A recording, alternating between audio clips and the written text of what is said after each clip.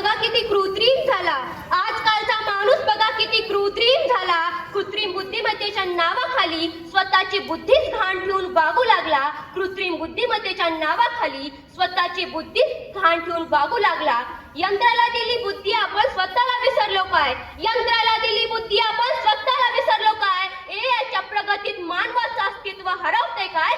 एआयच्या प्रगतीत मानवाचं अस्तित्व हरवतंय काय? माझ्या प्रिय मित्र आणि मैत्रिणींनो, सर्वांना माझा नमस्कार.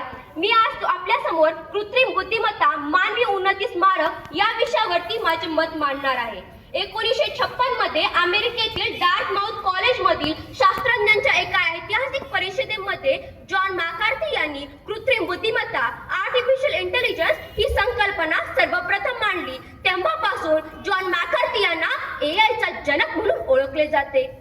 प्रस्तुत विषयाची मांडणी करीत असताना सर्वप्रथम कृत्रिम बुद्धिमत्ता आर्टिफिशियल इंटेलिजन्स एआय म्हणजे काय समजून घेणे खूप गरजेचे आहे. ज्या तंत्रज्ञानामुळे संगणक किंवा यंत्रे माणसासारखा विचार करतात, शिकतात, निर्णय घेतात आणि समस्या सोडवतात, त्या तंत्रज्ञानाला कृत्रिम बुद्धिमत्ता असे म्हणतात. आर्टिफिशियल इंटेलिजन्स म्हणजे a technology that enables machines to think, analyse, learn and to make decisions like humans. सोप्या शब्दात सांगायचे झाले तर माणसाच्या मेंदूचे अनुकरण करणारी संगणकीय प्रणाली म्हणजे कृत्रिम बुद्धिमत्ता.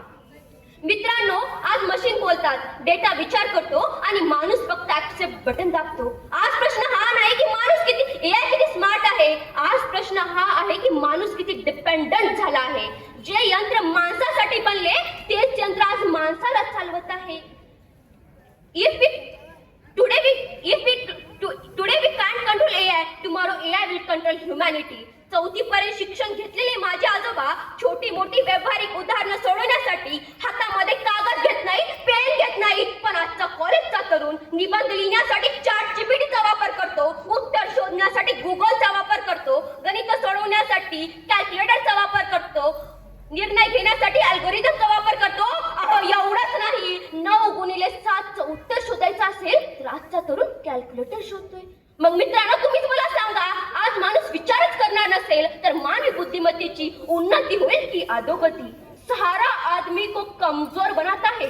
थोडक्यात एआय मुळे माणसं कमजोर बनत आहेत, एआय मुळे माणसं कामचुकार बनत आहेत, एआय मुळे माणसं आळशी बनत आहेत, एआय मुळे माणसं परावलंबी बनत आहेत. म्हणून मी आत्मविश्वासाने सांगू इच्छिते की कृत्रिम बुद्धिमत्ता अर्थात एआय हे मानवी उन्नतीस तारक नसून मारक आहे. सायबर क्राईम, हॅकिंग आणि डेटाबेसच्या गैरवापरामुळे आज सर्वसामान्य माणूस परेशान आहे.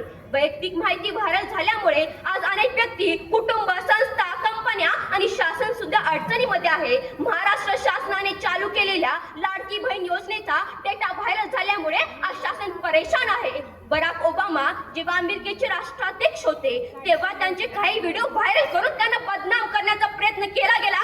म्हणतात ना, कुऱ्हाडीचा दांडा कोतास काळात, तशी आज एआयची अवस्था झालेली आहे.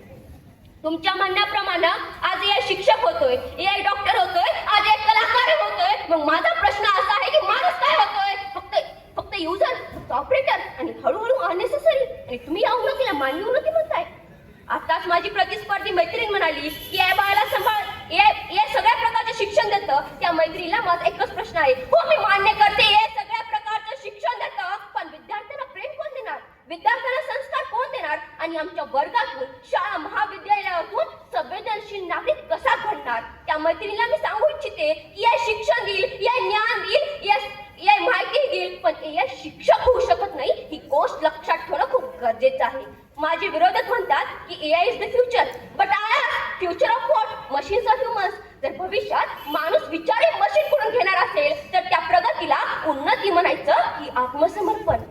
पर्यावरण संवर्धनाचा डांगरा पिटवणाऱ्या माझ्या प्रतिस्पर्धी मित्राला मला सांगावंच वाटतं की एआयचं सेंटर चालवण्यासाठी खूप मोठ्या प्रमाणात इलेक्ट्रिसिटीचा वापर करावा लागतो आणि त्याला कूलिंग करण्यासाठी करोडो लिटर पाणी वाया घालावं लागतं. यामुळे प्रदूषण खूप मोठ्या प्रमाणात वाढत आहे आणि एआय मुळे पर्यावरण संवर्धन होण्याच्या जागी पर्यावरणाची हानी होत चाललेली आहे. पियर्सन नावाचे शास्त्रज्ञ म्हणतात की एआयचा वापर असाच वाढत राहिला तर माणसं मनोरुग्ण बनतील. मित्र आणि मैत्रीण एकमेकांशी मैत्री करण्याऐवजी रोबोटशी मैत्री करतील. घरातली छोटी मोठी माणसं एकमेकांवर प्रेम करण्याऐवजी रोबोटवर प्रेम करायला लागतील. आणि तुम्ही याला मानवी उन्नती म्हणताय?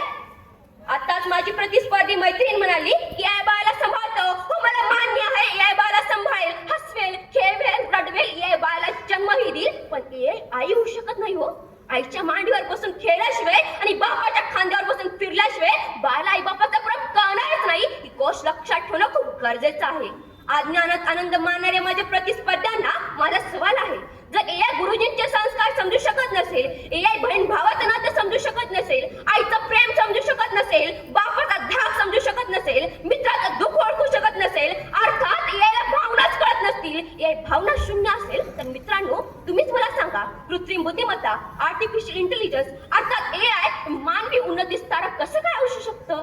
कृत्रिम बुद्धिमत्तेचे अभ्यासक जॉफ्री हिंटन म्हणतात, असाच जर एआयचा वापर वाढत राहिला तर एआय माणसापेक्षा हुशार होईल आणि माणसं कमजोर बनायला लागतील आणि हे भारताच्या भवितव्यासाठी खूप घातक आहे. कागदी फुलांच्या सुगंधाने मोहित झालेला माझा प्रतिस्पर्धी मित्र म्हणाला की एआय मुळे शिक्षणाची गती वाढली, एआय मुळे वेग वाढला. हो, मला मान्य आहे एआय वेगवान आहे, पण मित्रांनो वेग म्हणजे शहाणपणा नसतो. मित्रांनो एक गोष्ट लक्षात ठेवा, लंबी रेस का घोडा धीरे से दौड़ता है. तुमच्या म्हणण्याप्रमाणे एआय मुळे माणूस आज चंद्रावर गेला. हो, मला मान्य आहे एआय मुळे माणूस आज चंद्रावर गेला, पण माणूस माणसापासून दूर गेला. एआय मुळे शिक्षण सोपे झाले, पण विद्यार्थी कमजोर झाला. एआय मुळे यंत्राला नोकरी मिळाली, पण माणूस रस्त्यावर आला. सारांश रूपाने मी एवढं सांगेन की कृत्रिम बुद्धिमत्ता अर्थात एआय हे एक मृगजळ आहे आणि स्वतःचा ऊर बडवत त्या मृगजळाच्या पाठीमागत धावणाऱ्या प्रतिस्पर्ध्यांना मी एकच वाक्य सांगते, कृत्रिम बुद्धिमत्ता अर्थात एआय हे दुधारी शस्त्र आहे, त्याचा जपून वापर केला पाहिजे, अन्यथा भविष्यकाळ अंधकारमय आहे. कागज के फूलों की खुशबू आ नहीं सकती, कागज के फूलों की खुशबू आ नहीं सकती और बनावट हौसलों की सच्चाई छुपाई जा नहीं सकती, और बनावट हौसलों की सच्चाई छुपाई जा नहीं सकती. एवढे बोलून मी माझ्या